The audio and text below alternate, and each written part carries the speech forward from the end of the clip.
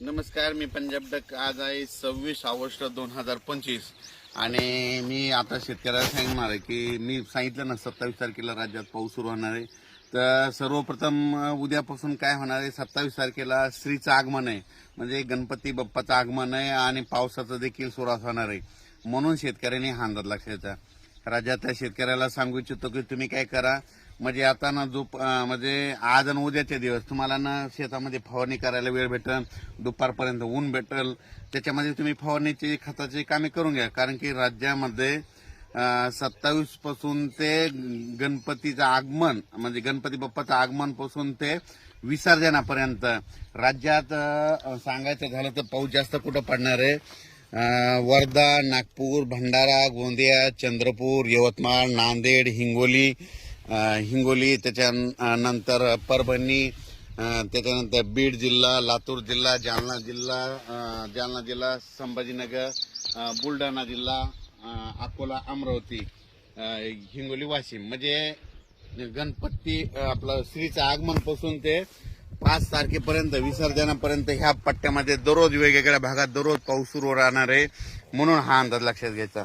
आणि राज्यातल्या शेतकऱ्याला सांगू इच्छितो की राज्यात देखील इतर भागात देखील म्हणजे पुणे म्हणजे कोकण पट्टीपासून ते मुंबई, इगतपुरी, नाशिक तिकडला देखील ह्यामध्ये उद्यापासून 28 पासून पाऊस वाढणार आहे.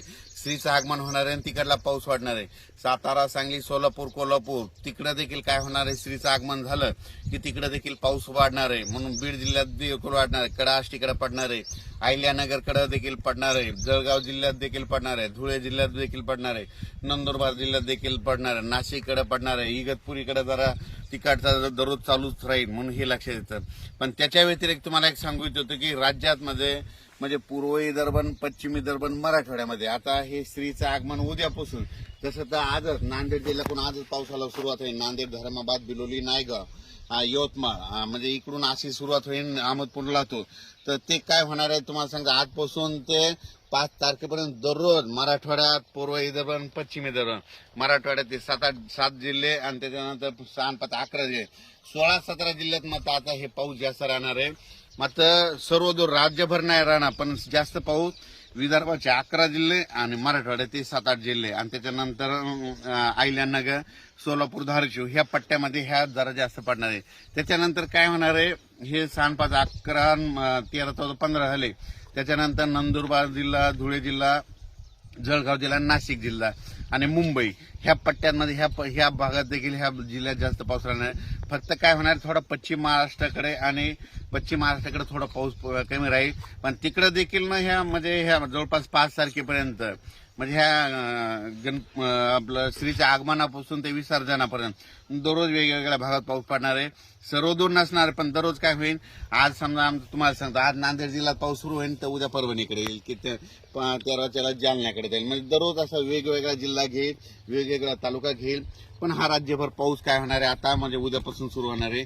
शेतकऱ्याला फक्त आता 2 दिवस आहे, आज आणि उद्याचा दिवस शेतीचे कामे करण्यासाठी. आज दुपारपर्यंत काय होईल, थोडं सूर्यदर्शन होईल. सूर्यदर्शन झाल्याच्या नंतर काय होईल, लगेच काय होईल, पुन्हा दुपारी 2:30-3च्या नंतर काही भागाला पाऊस सुरुवात होणार आहे. म्हणून हे लक्षात घ्यायचं. पण राज्यात मात्र सांगायचं झालं तर म्हणजे हे उद्या म्हणजे 27 तारखेपासून 27 ऑगस्ट ते जवळपास 5 सप्टेंबरच्या दरम्यान दररोज वेगवेगळ्या भागात विखुरलेला स्वरूपाचा पाऊस पडणार आहे. जास्त पाऊस पूर्व विदर्भ, पश्चिम विदर्भ, मराठवाड्याकडे असणार आहे. म्हणून मराठवाडा आणि ह्या 3 विभागातल्या शेतकऱ्यांनी हा अंदाज लक्षात घ्यायचा. फक्त मग त्याचा पावसाचा जोर कुठं पश्चिम महाराष्ट्राकडे कमी राहील, तिकडे देखील पाऊस पडणार आहे, पण काय होणार, थोडाफार कमी प्रमाणात राहणार आहे. म्हणून हा अंदाज लक्षात घ्यायचा. आणि राज्यात सांगायचं झालं तर गुजरातमध्ये देखील 28 पासून म्हणजे आज तिकडे देखील 28 ते 5च्या दरम्यान खूप चांगला पाऊस पडणार आहे.